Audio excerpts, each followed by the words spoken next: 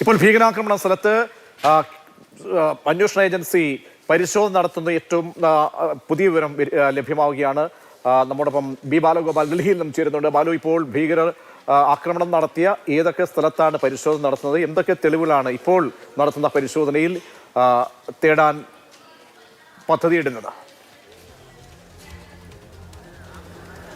പ്രതീക്ഷ, ഏറ്റവും പ്രധാനപ്പെട്ട കാര്യം ഈ ഭീകരാക്രമണം നടന്ന ചെങ്കോട്ടയ്ക്ക് സമീപത്ത് സ്ഫോടനം നടന്ന സ്ഥലത്തിന് ചുറ്റുപാടുമുള്ള ഏതാണ്ട് 1 കിലോമീറ്റർ ചുറ്റളവിലാണ് ഇപ്പോൾ ഡൽഹി പോലീസിന്റെ പരിശോധന നടക്കുന്നത്. അതിന്റെ ദൃശ്യങ്ങളാണ് നമ്മളിപ്പോൾ കണ്ടുകൊണ്ടിരിക്കുന്നത്. ആ ദൃശ്യങ്ങളിൽ നിന്ന് തന്നെ വ്യക്തമാണ്, അതായത് ഈ സ്ഫോടനവുമായി ബന്ധപ്പെട്ട് ഏതെങ്കിലും തരത്തിലുള്ള തെളിവുകൾ, അതായത് ഈ സ്ഫോടക വസ്തുക്കളിൽ ഉണ്ടായിരുന്ന ഷെല്ലുകൾ ഉൾപ്പെടെ എന്തെങ്കിലും തരത്തിലുള്ള അവശിഷ്ടങ്ങൾ ഉണ്ടോ എന്നതിനെ സംബന്ധിച്ചുള്ള പരിശോധനയാണ് ഡൽഹി പോലീസ് അല്പസമയം മുമ്പ് നടത്തിയിരിക്കുന്നത്.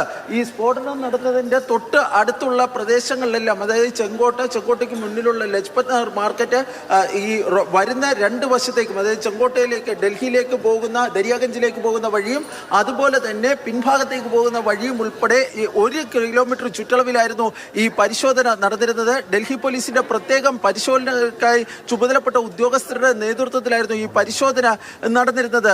ഇതിൽ ഈ ഉദ്യോഗസ്ഥർ ഔദ്യോഗികമായ എന്തെങ്കിലും തരത്തിലുള്ള പ്രതികരണം നൽകുവാൻ വിസമ്മതിച്ചു. പക്ഷേ നമുക്ക് മനസ്സിലാക്കാൻ വേണ്ടി സാധിക്കുന്നത് ഈ സ്ഫോടനവുമായി ബന്ധപ്പെട്ട് സ്ഫോടക വസ്തുക്കളെ സംബന്ധിച്ചുള്ള എന്തെങ്കിലും തരത്തിലുള്ള തെളിവുകൾ തങ്ങൾക്ക് ലഭ്യമാകുമോ എന്നതിനെ സംബന്ധിച്ചുള്ള പരിശോധനയായിരുന്നു നടന്നത്.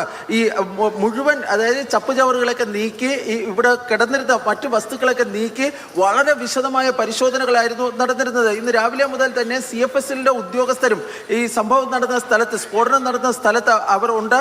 അവരുടെ നേതൃത്വത്തിലുള്ള പരിശോധനകൾ നടക്കുകയാണ്. രാവിലെ ഒരു കൈപ്പത്തി ഏതാണ്ട് 200 മീറ്റർ അകലെ, ഈ സ്ഫോടനം നടന്നതിന്റെ 200 മീറ്റർ അകലെ നിന്ന് കണ്ടെത്തുകയും ചെയ്തിരുന്നു. ഇതിന്റെയൊക്കെ പശ്ചാത്തലത്തിലാണ് ഈ ഡൽഹി പോലീസിന്റെ തരത്തിലുള്ള വ്യാപകമായ പരിശോധനകൾ ഈ മേഖലയിൽ ഇപ്പോൾ നടന്നത്.